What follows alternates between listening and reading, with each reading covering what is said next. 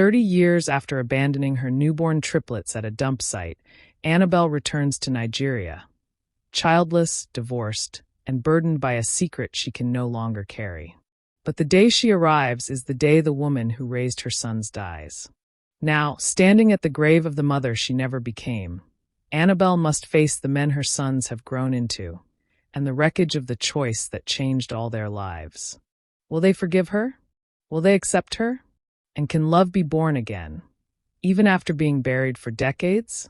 Hello family, welcome to True Life Stories.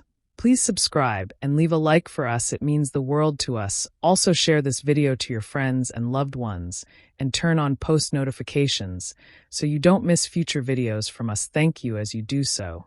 Sit back and relax as we dive into the story. The sun had barely risen when Annabel returned to the tiny flat she had hidden in for months. Her footsteps were slow, mechanical, the echoes of early morning muffled by her own heavy breathing.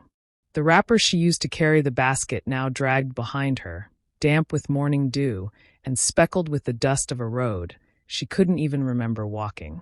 Her hands were empty. Her arms felt naked. Her womb, though no longer swollen, still ached, as if it knew what had been done. She reached her front door, fumbled with the key, and pushed it open. The silence inside was louder than the outside world. She closed the door behind her, slid down to the floor, and folded into herself. She wept. Not quietly, not gracefully. She screamed through gritted teeth, clutching her empty stomach as though the babies were still there, as though she could call them back by force. Her cries were primal, choking sobs that tore from the deepest part of her. She pressed her palms to her ears, trying to block out the sound of phantom cries that weren't there, but wouldn't stop echoing in her mind. I had no choice, she whispered to no one, over and over again. I had no choice. I had no choice. But the words rang hollow in the tiny room. Hours passed. The sky outside turned from indigo to blue. Still, she sat on the floor, back against the door, eyes swollen and voice hoarse. The weight of her decision pressed down like concrete. Yet something colder, something crueler began to take root inside her, a survival instinct sharpened by fear and pride. She wiped her face, stood slowly, and walked to the cracked mirror above the sink. Her face was pale, hollow, a ghost of who she used to be. Her fingers traced her jawline. I can't let them see me like this, she muttered. I can't go back broken.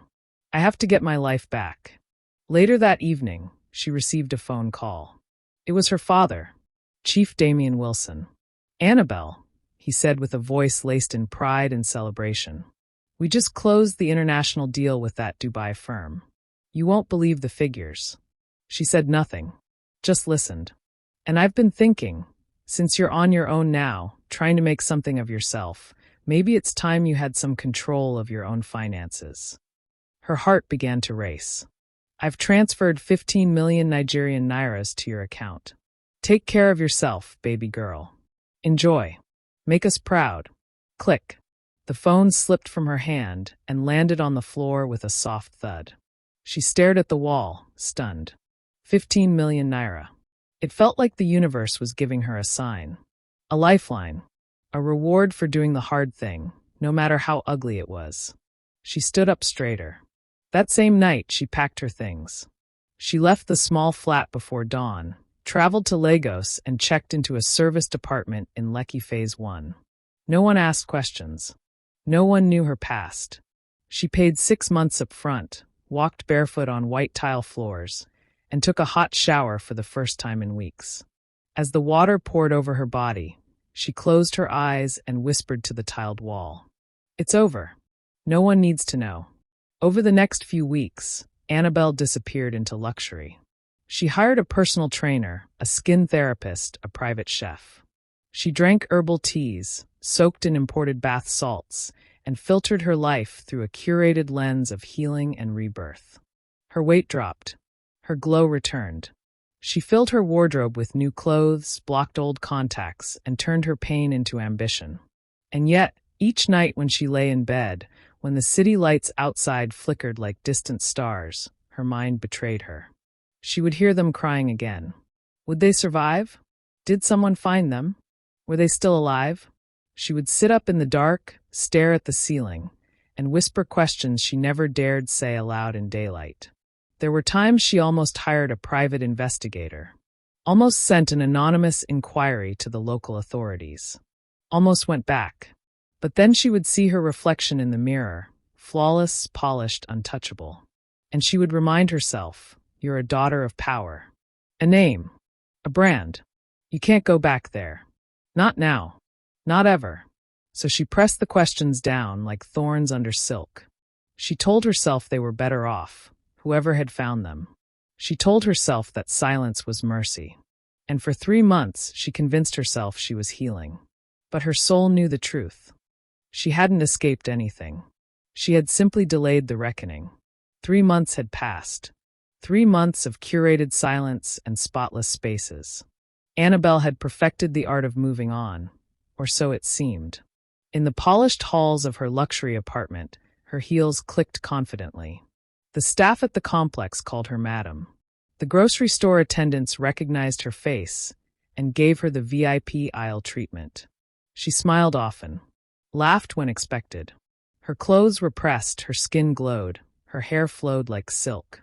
On the outside, she was the image of a woman reborn. But inside, she was stitched together with shame, pride, and fear, each thread threatening to snap at the slightest tug of truth. Each day, she rehearsed her return home. She told herself she was ready, strong, healthy again.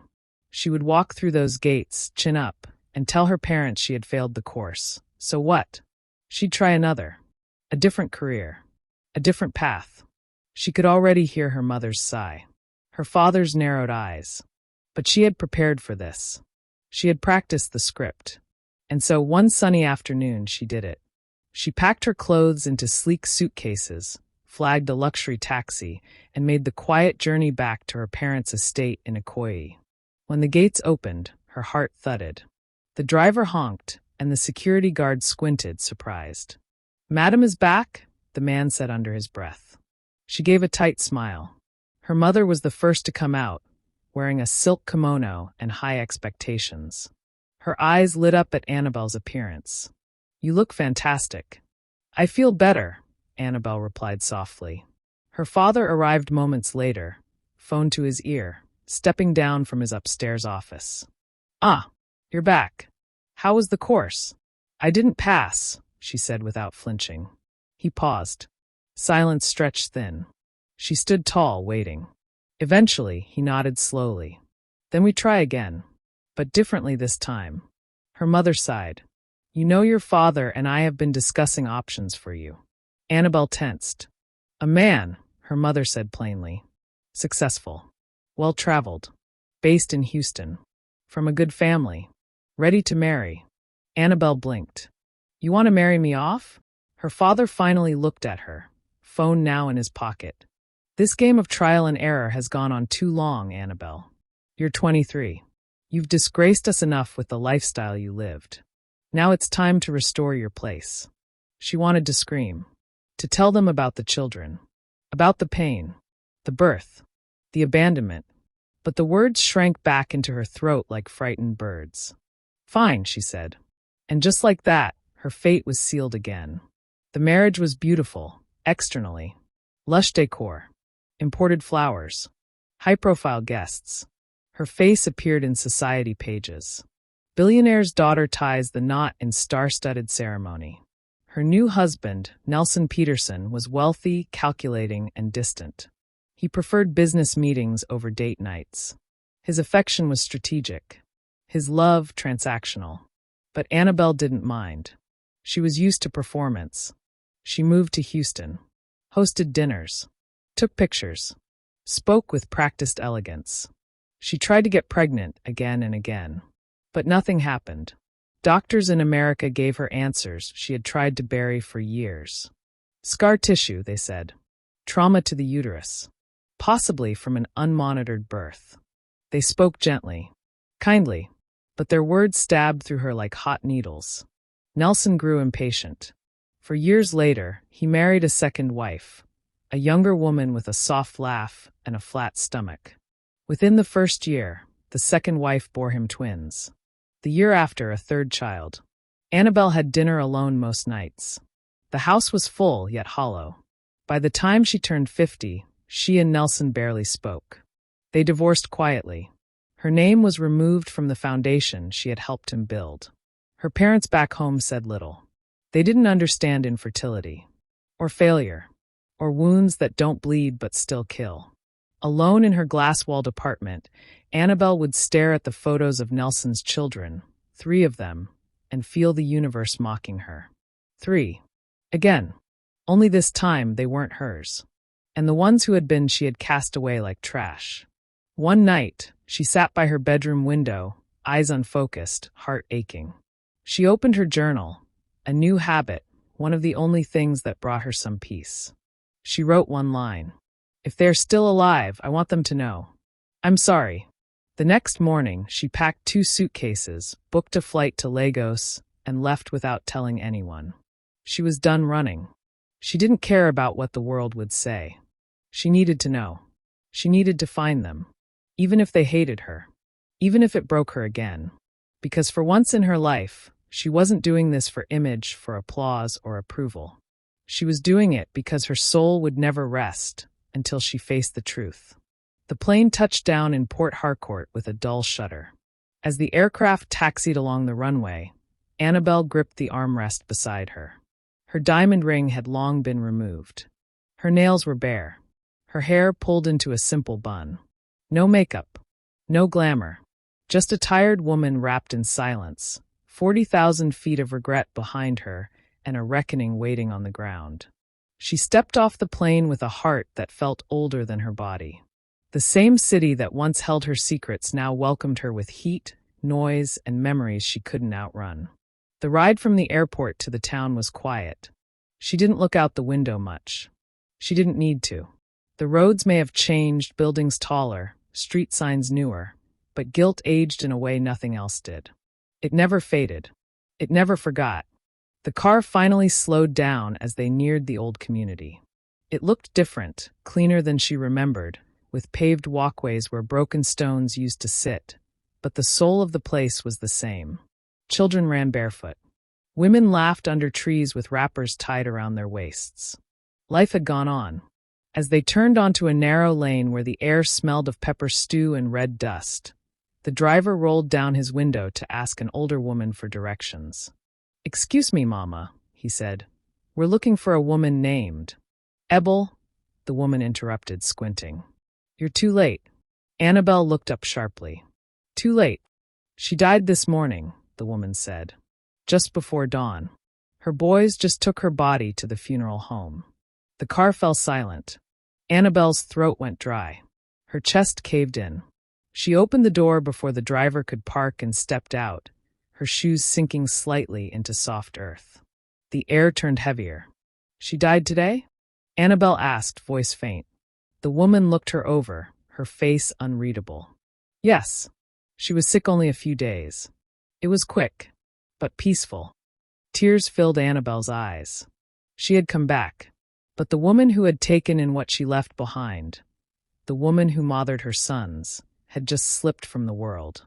That grief was unfamiliar. It wasn't about loss.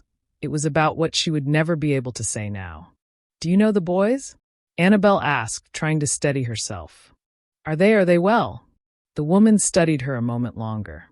"They're more than well," she finally said. "They are men now. Men of names and honor. One's a doctor.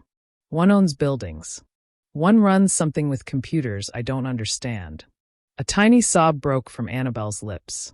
"They survived," she whispered. "They did more than survive," the woman said softly. "They became." Annabel stayed in a small hotel that night. She didn't eat. She didn't shower. She sat by the window, staring at the stars that poked through the city's haze. That woman, Mama Ebel, had done what she herself couldn't. And now she was gone. The funeral came 3 days later. Annabel didn't attend. She couldn't. She watched from a distance, behind a parked van with tinted windows. The casket was simple but elegant.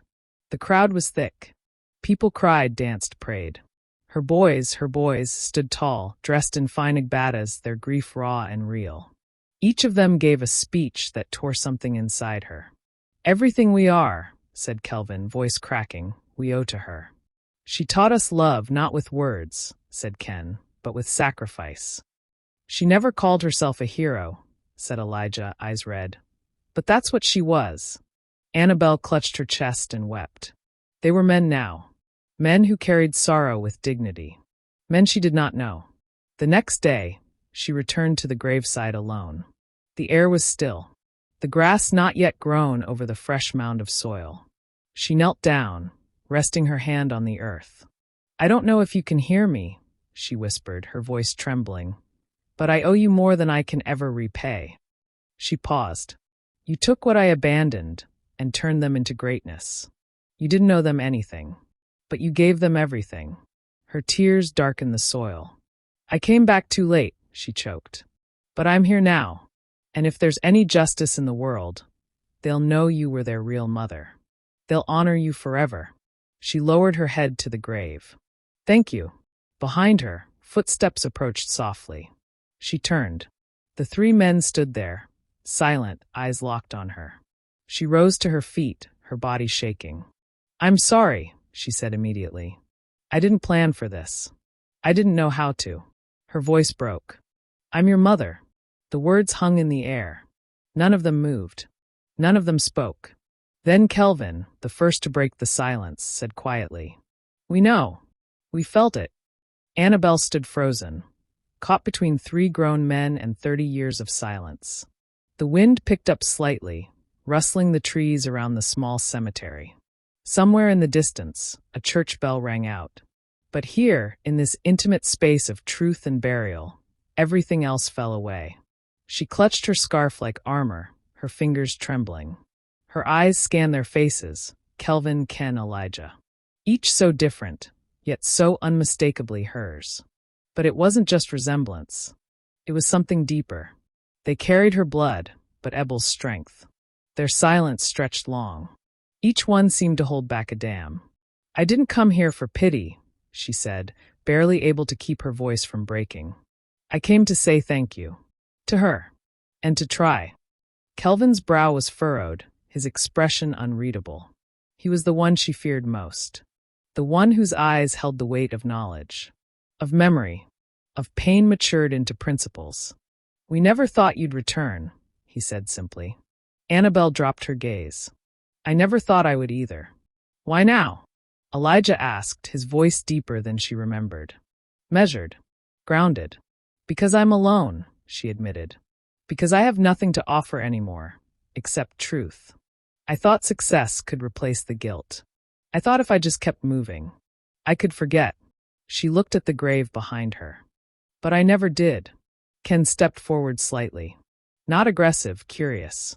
"Searching. You left us. We could have died. Why did you really come back? To make peace before your own grave." Annabel's eyes filled again.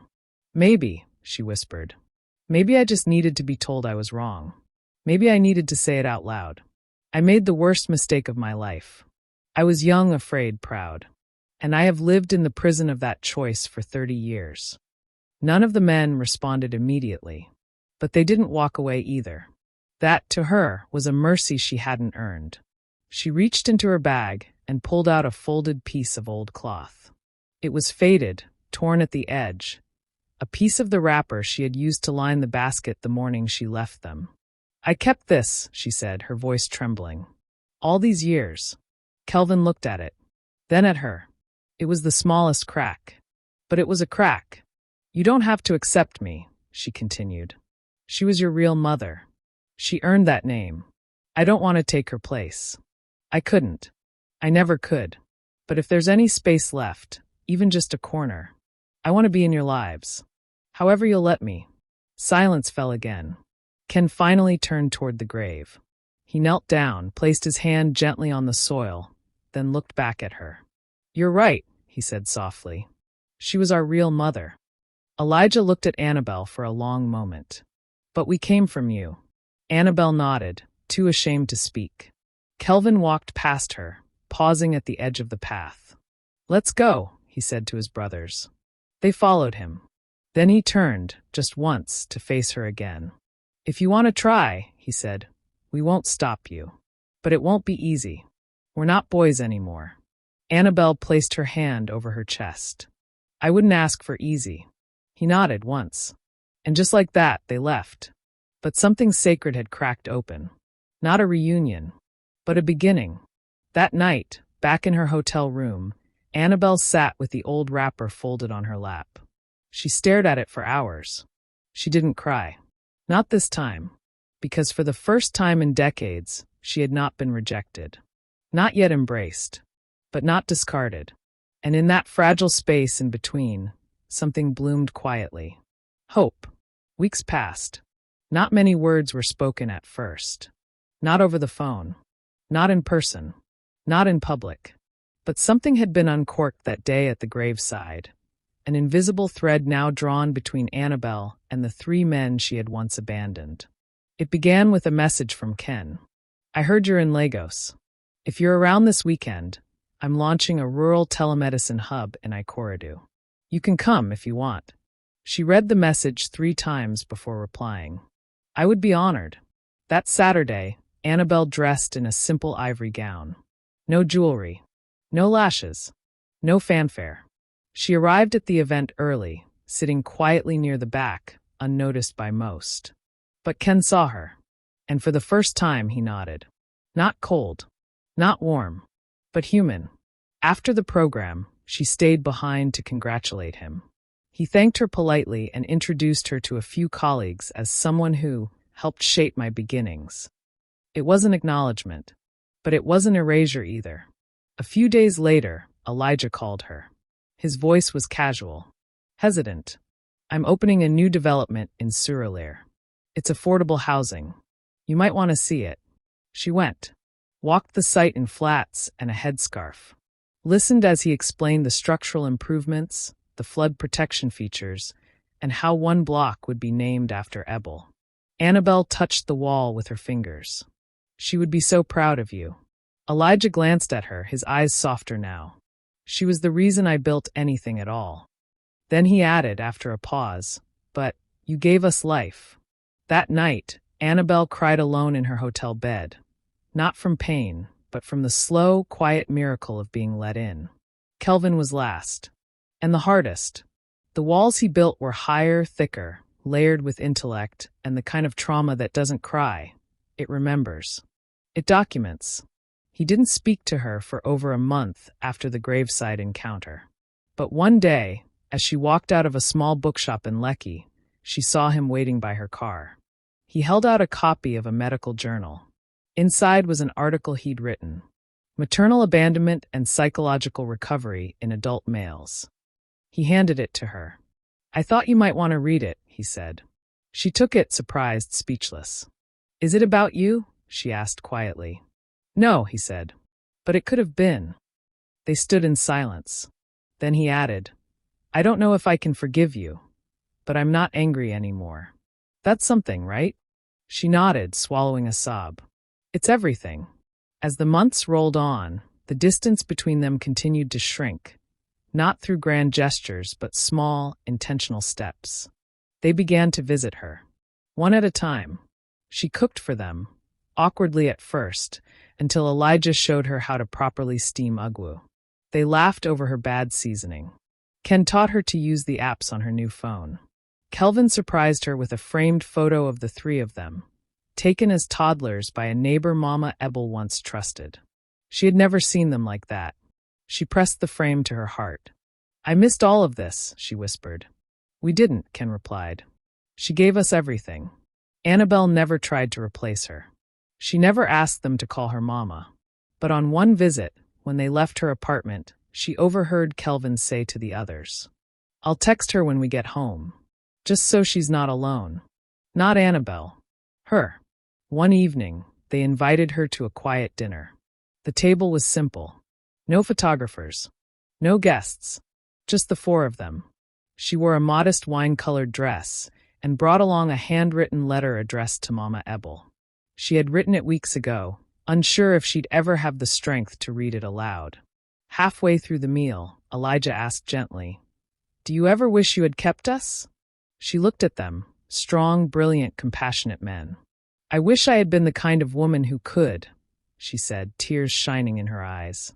But I wasn't, and I've had to carry that failure every day since. The table was silent. Then Kelvin raised his glass.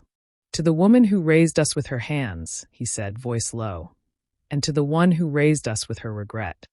Ken lifted his glass too. To the courage it took to leave, and the greater courage it took to come back. Elijah clinked glasses with them. To healing.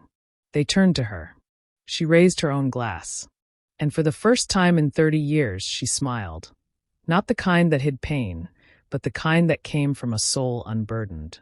It had been nearly a year since Annabel knelt at Mama Ebel's grave and confessed her truth. And in that time, something extraordinary had begun. Not loud, not dramatic, but slow and certain. A family healing itself from the inside out. The bond between Annabel and the triplets wasn't the bond of bedtime stories, scraped knees, or school uniforms. It wasn't forged in lullabies or lunchboxes. It was built from harder things: forgiveness, honesty, and time. Annabel moved out of her hotel and into a small but elegant flat on the mainland, not too far from Kelvin's hospital, close enough to Ken's tech hub, and just one bus ride from Elijah's estate office. She didn't live with them, and she never asked to. But they came often, on their own terms. On Sundays, they would take turns dropping by. Sometimes they brought umla, sometimes just gist. And sometimes, on rare, tender evenings, they brought memories. Do you remember when we tried to trap the rat with rice and milk? Elijah laughed once, leaning against her kitchen counter. Annabel smiled, her heart twisting in quiet grief and gratitude. I wasn't there, but I can imagine it now. They never pretended she was part of the past, but they invited her into the present. One evening, Ken came alone. He brought an envelope, old and yellowed, with 3 folded pages inside. Mama Ebel wrote this, he said, for our 18th birthday. We just never read it until recently. Annabel hesitated before opening it. The handwriting was soft, slanted, full of love. My boys, if you ever find your mother, tell her thank you. She gave me the greatest gift I never expected. I don't know what led her to leave, but I forgive her. I pray one day you do too, because forgiveness is a doorway, and what's behind it is freedom. Annabel pressed the pages to her chest. I don't deserve her kindness, she whispered. Ken smiled faintly. Neither did we. But she gave it anyway. Months later, Kelvin's daughter was born. They named her Ebel Grace Kelvin. Annabel visited the hospital with trembling hands and a gift-wrapped baby shawl, embroidered with small white stars. She's beautiful, she whispered, holding the baby for the first time. Kelvin stood beside her, hands in his pockets, watching her carefully. She'll know who you are, he said softly. Annabel looked up, startled. I don't mean your title, he added. She'll know your story, what you lost, what you found, and what you're still becoming. As the years passed, Annabel began to bloom in new ways. She volunteered at a shelter for abandoned children, quietly, without drawing attention. She read to toddlers. She changed diapers. She wiped tears. It didn't erase what she had done, but it became a part of her redemption. One evening, as she sat on her small veranda with a cup of tea, the triplets arrived, unannounced, carrying food and laughter and noise that filled her home like a bomb. They talked until it grew dark. Kelvin pulled out old pictures. Ken made tea. Elijah sang a bad imitation of a church hymn and made them all laugh until their stomachs hurt. Annabel looked at them, their faces lit by lamplight, their eyes soft with history. She didn't speak. She just watched, because this was the moment she never thought she would have. Not acceptance. Not restoration. Family. Later that night, as they left, Elijah lingered by the door. We don't say it much, he said, rubbing the back of his neck. But we're glad you came back. Annabel swallowed. So am I. He paused, then added, You may not be Mama Ebel, but you're still ours. In a different way. She nodded, heart swelling. And you boys, she said softly, are the only thing I ever got right, because I gave you to the right woman. He smiled and stepped out into the night. She closed the door gently, turned off the lights, and sat in the quiet glow of the lamp. There was no music, no applause, no end credits, just the sound of healing, growing, living, and the roots of love buried deep, surviving everything. We have come to the end of the story. I hope you enjoyed it. Leave a like and subscribe to my YouTube channel for more interesting stories.